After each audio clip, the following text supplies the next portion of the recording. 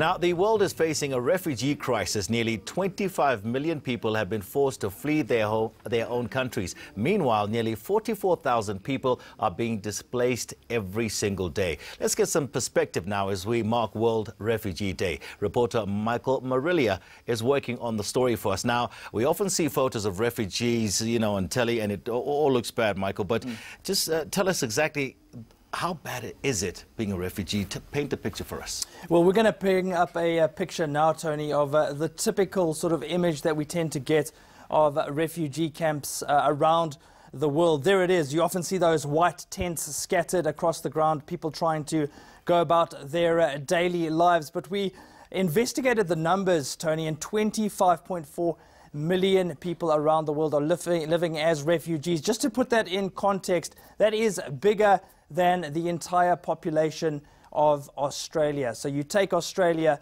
you really have a country in and of itself made up entirely of refugees, just really trying to survive. Let's move on very quickly, because life as a refugee has a devastating effect on children, Tony. We looked at the stats. 91% of the world's children are able to attend primary school, so the first formative years of an education.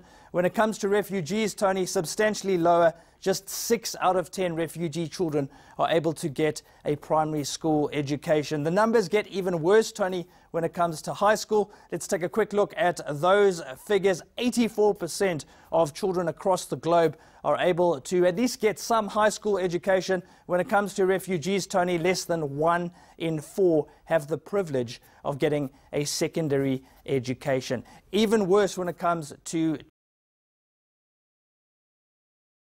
staggering. Roughly a third of teenagers around the world are able to progress onto varsity or college, as many people know it.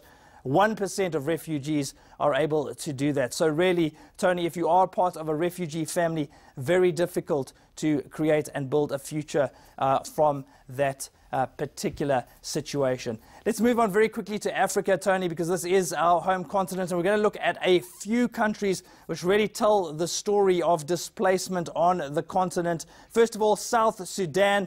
In 2016, 3.3 million people fled their homes in that country, Tony. Somalia, this is a troubled nation, really plagued by conflict. 2.6 million displaced that year. Nigeria as well, one of the biggest economies on the continent, Tony, but it has been plagued by strife. 2.2 million displaced within the country itself.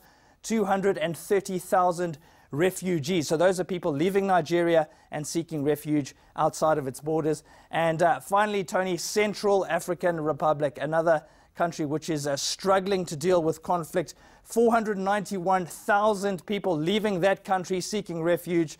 And inside the country itself, Tony, more than 400,000 have been displaced or forced to leave their homes. Very quickly, Tony, this graph really tells the story, at least from my perspective. I want to take you back to 2003, and those are the numbers of people being displaced on a daily basis. You'll see there just over 10,000 people in 2003. Look at that graph, Tony, and look at the number in 2017, just under 45,000. If you put that in a minute by minute ratio, Tony, it's 31 people per minute are being displaced or having to flee their homes on a daily basis.